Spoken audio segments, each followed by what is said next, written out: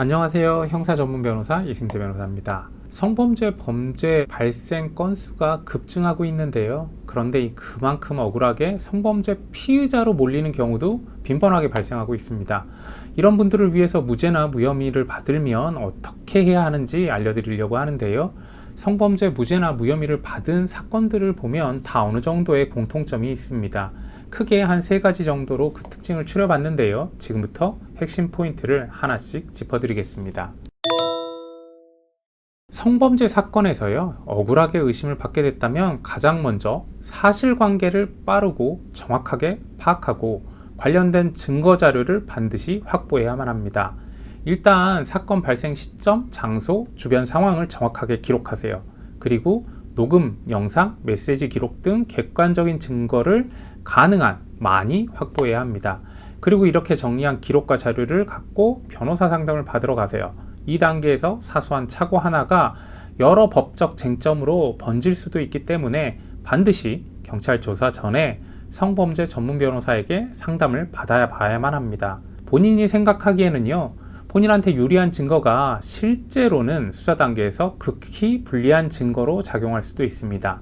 예를 들면 내가 제출한 녹음본에 상대방이 술에 취했다거나 의식이 없는 것들이 충분히 의심할 수 있다면 오히려 더 의심을 받을 수도 있는데요. 이런 불미스러운 일을 방지하기 위해서라도 꼭 변호사를 찾아가야 합니다.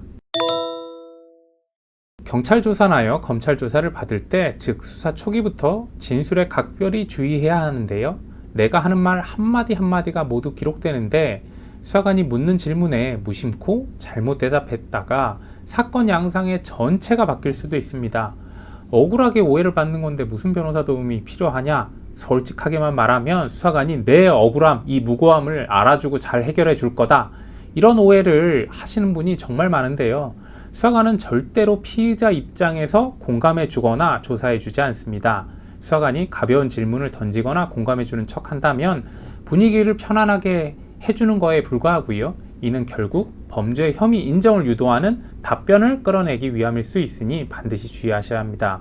그러니까 절대 혼자서 대응하지 말고 수사 초기부터 내 편인 변호사를 선임해서 가능하다면 경찰 조사부터 조력을 받으시기 바랍니다. 조사 전에 변호사를 통해서요, 사건 경위를 정리하고 진술 내용을 반드시 점검하는 등 면밀한 준비를 해야 하는 게 좋습니다. 나의 억울함을 호소하기보다는 상대방 주장의 허점과 증거 부족을 공략할 수 있어야만 하는데요.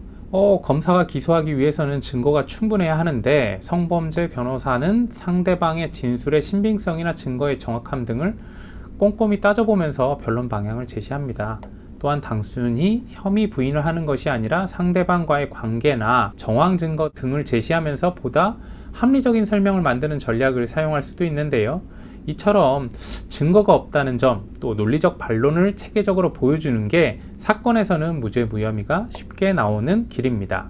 무죄나 무혐의를 받은 사건들은 모두 성범죄 전문 변호사와 수사 단계에서부터 빠르고 정확하게 대응을 시작했다는 공통점이 있습니다. 증거와 진술을 꼼꼼히 준비해서 대응해야만 좋은 결과를 얻을 수 있는데요. 성범죄 사건으로 변호사의 도움이 필요하신 분들은 언제든지 저희 로펌으로 연락해 주시기 바랍니다. 감사합니다.